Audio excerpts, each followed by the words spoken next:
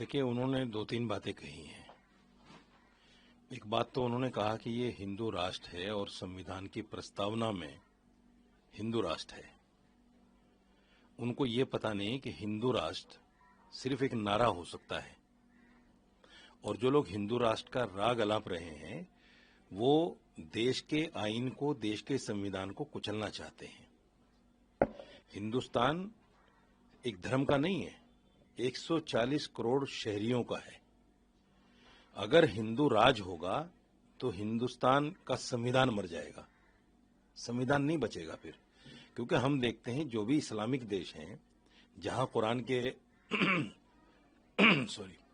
जहां कुरान के उसूल चलते हैं, कुरान इस्लाम के हिसाब से देश चलता है, वहां फिर लोकतांत्रिक देश नहीं रहता, वो धार्मिक देश हो जाता है। वो तो कह रहे हैं कि जो यहाँ पे मेजोरिटी है, मतलब हिंदू के जो संस्कृति है उसको अप्रिशिएट करना चाहिए, सराहना करनी चाहिए, ना कि विरोध करना चाहिए। नहीं, अब आप देखिए कि दुबई में 8% हिंदू है, बिल्कुल सेफ है। ओमान में 5% हिंदू है, बिल्कुल सेफ है। सऊदी अरब में 15% हिंदू है, बिल्कुल सेफ है। यहां हिंदुस्तान में 80% हिंदू होकर सेफ नहीं है। ये बड़ा अजीब, मतलब हंसी आती है ये बात सुनकर। और ऐसा मुल्क, जिस मुल्क में प्रधानमंत्री से लेकर चपरासी तक हिंदू है, सारे कोर्ट के जजेस हिंदू हैं, आईएएस, आईपीएस, डीजीपी सब हिंदू हैं, और फिर भी यहां 80% हिंदू खतरे में है। ये हिंदू राष्ट्र का नारा और हिंदू को खतरे में बताना, ये सिर्फ वोट बैंक की राजनीति है। इसका संविधान के आईन से, संविधान से कोई लेना देना नहीं है। मैं मानता हूं कि आरएसएस एक बड़ा संगठन है, उसके प्रमुख को बहुत सोची समझी बातें करनी चाहिए। ये कंट्रडिक्शन जो उनकी बातों में आता है, कभी वो कहते हैं कि मुसलमान के बगैर हिंदुस्तान का वजूद नहीं, मुसलमान था, है और रहेगा। कभी कहते हैं यहां का रहने वाला हर आदमी हिंदू है, मुसलमान को मानते ही नहीं। तो ये जो इस तरह का कंट्रडिक्शन है उनकी बातों में, उसको कम से कम सोच के बोलें। क्योंकि आज मीडिया का जमाना है, सोशल मीडिया बड़ा एक्टिव है, आपके सारे बयानात को लाइन से लेके आ जाता है। आपने फला टाइम ये कहा था, फला टाइम ये कहा था।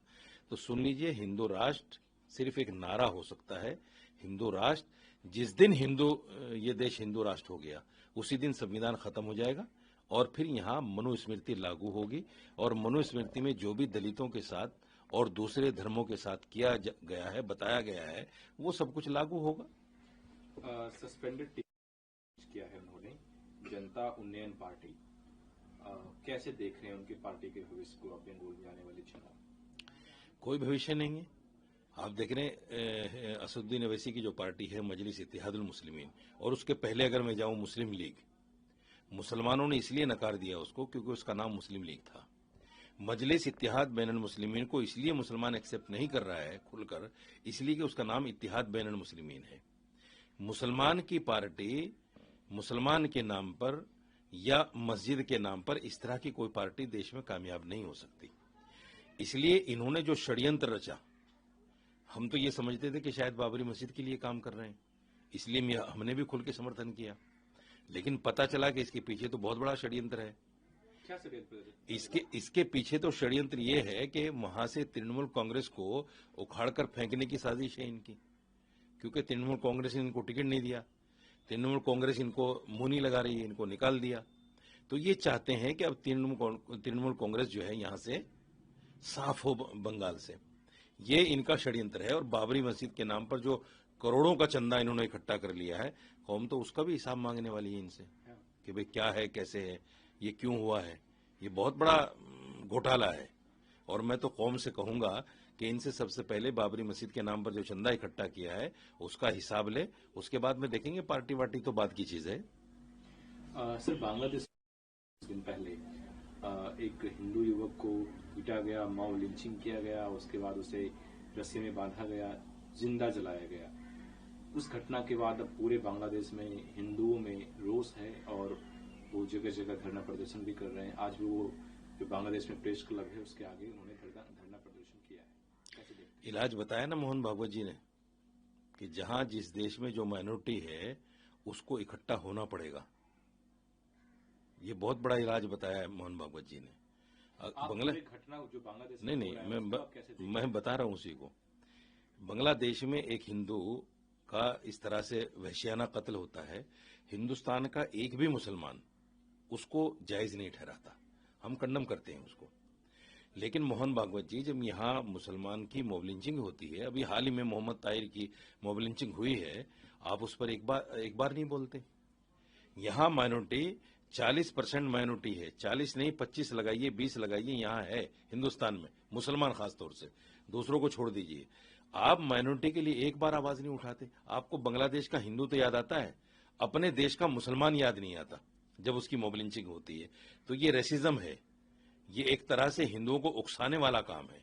सवाल ये है कि बांग्लादेश में अगर हिंदू को मारा जा रहा है, मुसलमान भी कंडम कर रहा है, नहीं होना चाहिए। ये सरकार टू सरकार बात होनी चाहिए।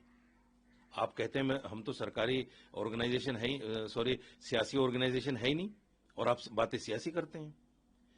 आपको तो सरकार के ऊपर छोड़ना चाहिए सारी चीज, सरकार देखेगी उस बात को अगर जुल्म हो रहा है कहीं, क्योंकि सरकार के अपने मामलात होते हैं दूसरी सरकार से।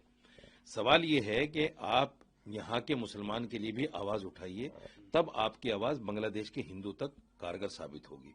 अगर आप यहाँ के मुसलमान के लिए आवाज नहीं उठाएंगे तो आपकी आवाज बांग्लादेश तक नहीं जाएगी। आज केरल में भी एक युवक से मारा गया। अब जो केरला गवर्नमेंट है वो कह रही है कि संघ का ये है पॉलिटिक्स दिखाता है केरला। नहीं देखिए, असल में क्या है, देश के अंदर एक प्रॉक्सी वार छिड़ गई है, घात लगाकर मारना जिसको कहते हैं। ये मॉब लिंचिंग उसी की शुरुआत है। जैसे ही कोई मुसलमान मिलता है दाढ़ी टोपी वाला, उससे पहले तो वंदे मातरम बोलने को कहा जाता है। अगर वो वंदे मातरम नहीं बोलता है तो उसकी मार पिटाई होती है, और यहां तक कि मॉब लिंचिंग भी हो जाती है। तो ये जो प्रॉक्सी वार छेड़ी है कुछ ऑर्गेनाइजेशंस ने, इसका खमियाजा तो अच्छा नहीं होगा देश में। जिस दिन मुसलमान उठ खड़ा हुआ इसके खिलाफ, उस दिन हालात ज्यादा खराब हो जाएंगे। इसलिए मैं कहता हूं सरकार से कि ये जो प्रॉक्सी वार है इसको रोकने का काम करे सरकार। हिंदुस्तान का एक भी नागरिक मरता है, चाहे वो हिंदू है, मुसलमान है, सिख है, ईसाई है, दलितों के साथ किस तरह बुरा सलूक हो रहा है, दलितों को किस तरह बांध बांध के मारा जाता है। तो ये जो कुछ हो रहा है ये अच्छा नहीं हो रहा है देश में। सरकार को चाहिए ऐसे लोगों का संज्ञान लें और इनको फांसी की सजा दें, इससे कम सजा ना दें। जो भी इस काम में लुप्त हैं, जो मॉब लिंचिंग कर रहे हैं, इनको फांसी की सजा होनी चाहिए, कहीं भी हो। मैं तो कहता हूं बंगाल में भी अगर किसी हिंदू को मारा है, वहां भी उसको फांसी की सजा होनी चाहिए, क्योंकि इस्लाम ये कहता है कि बेगुनाह किसी को मारना ऐसा है जैसे पूरी इंसानियत को मार देना।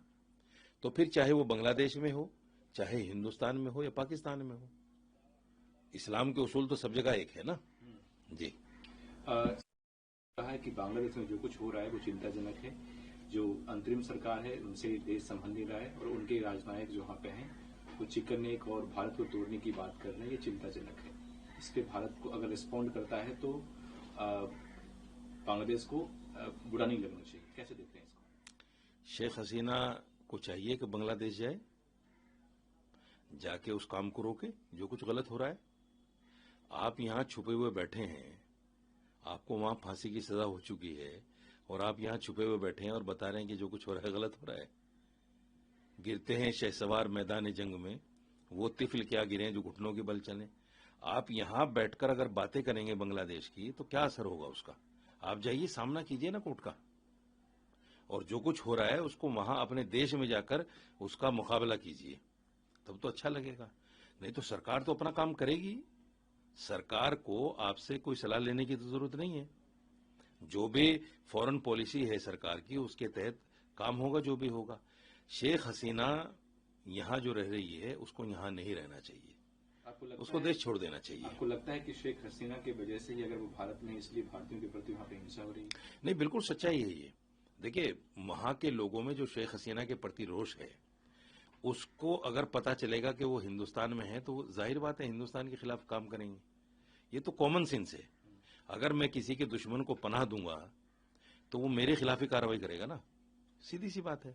तो हिंदुस्तान का जो भी आदमी उनको मिलेगा या हिंदू नाम से जो भी आदमी मिलेगा उसके खिलाफ तो कार्रवाई करेंगे ना वो। सरकार को चाहिए इनको डिपोर्ट करें। अगर आप जो घुसपैठिए हैं उनको बाहर भेजना चाहते हैं, ये भी तो घुसपैठिया है। इसको आप कैसे, भाई अगर सरकार इसकी होती या वहां की सरकार से इसको कह दिया जाता भाई आप अपने पास रख सकते हो, तो फिर तो ठीक था। ये तो घुसपैठिया है, इसको तो भगाना चाहिए यहाँ से, नहीं तो जाहिर बात है बांग्लादेश और हिंदुस्तान के ताल्लुकात कभी अच्छे नहीं हो सकते।